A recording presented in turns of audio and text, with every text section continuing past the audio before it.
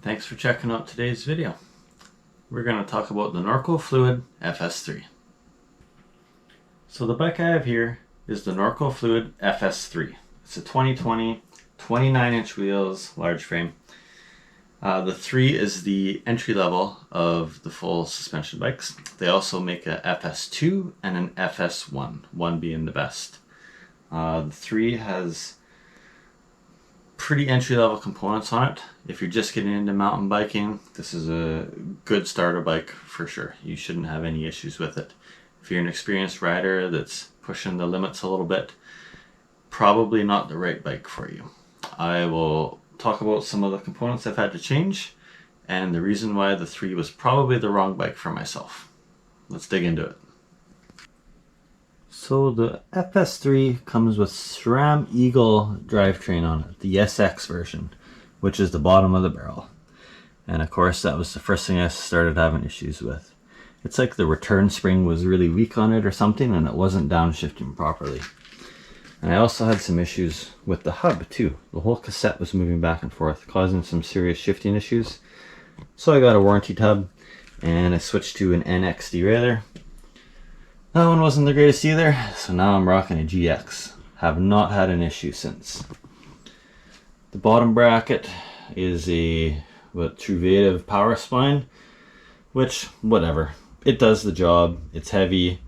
It's gonna fail on you. At that time you can swap it out. I have a SRAM dub put in there now, which means you have to change the cranks. So I got the Truvative descendant cranks on there now. It's been pretty good.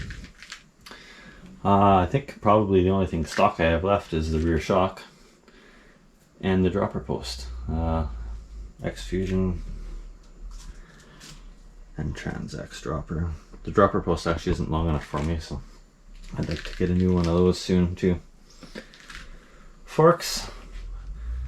I switched out the Sun Tours. I think the new ones come with the X-Fusion. Now I have a Bomber Z1, which has 20mm more travel than the stock.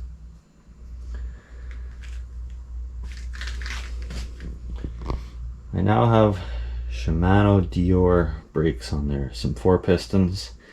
Every review I've seen on this bike doesn't stop well.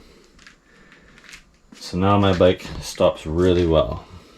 I put on a 203mm rotor on the front, combined with the 4 piston Dior. This thing is stopping really well now. I did put some high-rise handlebars on it just to kind of change my body position a little bit. Sit a little bit more upright.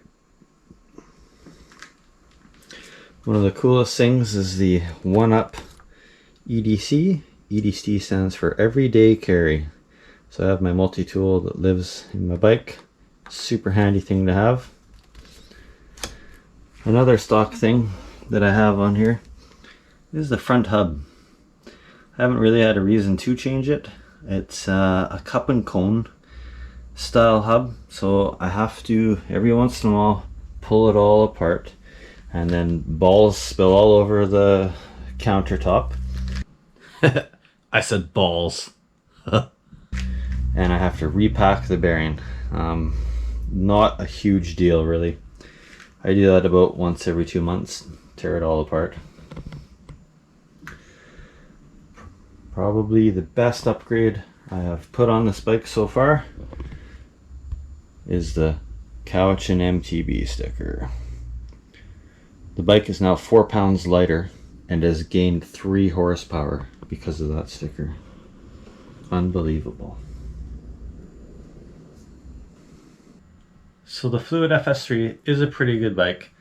It was probably just the wrong bike for me. I have been riding for years and I ride it pretty hard, hence all the upgrades I've had to do. It's an entry-level bike. If you are just getting into it, don't let that deter you. It is a good bike.